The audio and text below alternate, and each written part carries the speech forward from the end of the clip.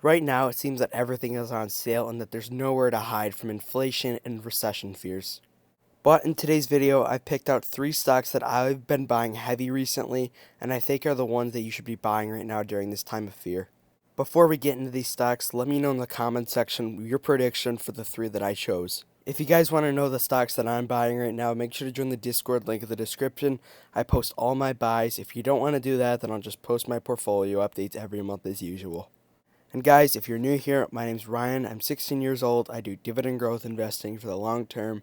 If you're interested for any updates on any dividend stocks, news, my portfolio updates, etc., please, I beg, smash the like button, subscribe, turn on post notifications. We're trying to get to 150 subscribers by the end of the year, and we're really close, so it'd mean a lot to me if you guys could. And of course, roll the intro. Hello, I like money. Some of the things in common with the 3 stocks that I chose is they all have great cash flow, free cash flow, good outstanding EBITDA, all that good financial stuff. Economic they're the leaders in their industries by far. So let's get into the first of the 3. The first of these 3 stocks is Apple. Apple is currently trading at around $147 at the making of this video and is down 19% from its 52-week high. Their PE ratio at the making of this video is also 24, which I consider to be fair value, and I'd actually go up and pay more for it considering it's such a great company, great economic moat, great financials, etc. Apple does share buybacks. They continue, increasing the dividend, paying out the dividend, have a really sustainable dividend. So it's definitely a company that I want to have as a core position in my portfolio long term. It was reported that Warren Buffett actually bought some Apple at around $150 in Q1. So it will definitely be interesting to see if he's loading up on more right now. If you're watching this video right now, there's a very good chance that you're watching it using an Apple product, whether it be AirPods, a PC, iPad, an iPhone, etc.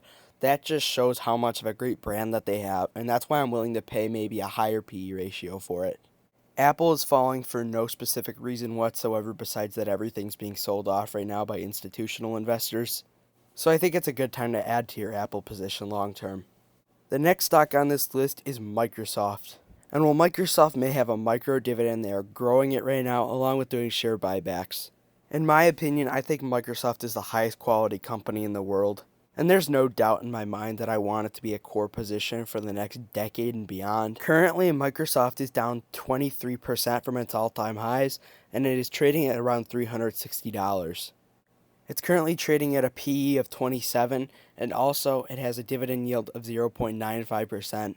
Again, not the biggest, but again, their fundamentals are so great, so it shouldn't really matter. Microsoft is a cash-generating machine, and I have no doubt that they'll be able to return shareholder wealth using share buybacks and increasing that dividend in the next century. I can make a 2-hour-long video about everything I love about Microsoft, but we'll save that for another day. For all the assets that Microsoft has and the recent acquisition of Activision Blizzard, which should go through, I think this is definitely a good price to keep adding on to your Microsoft position long term. With their gaming business and their subscription services with it, I think it definitely has a prime position to be the largest gaming company in the world as well. So much excitement surrounding Microsoft, and you'd be foolish not to invest. The third and last stock is going to be Visa, stock ticker V. Visa is a payment network, recently reported and killed their earnings this quarter. But in today's environment, that won't cut it. Despite that, their stock is down almost 20% from its 52-week high, and is currently trading at a PE ratio of 31.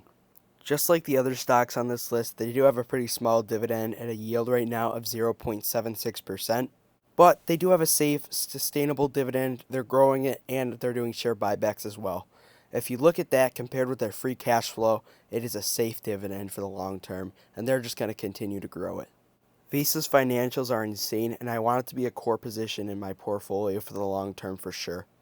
That's why I've kept buying this stock even if it's falling or even if it's going up. I'm dollar cost averaging into it, and I just want to have it eventually be in the $1,000 mark with Microsoft and Apple as well.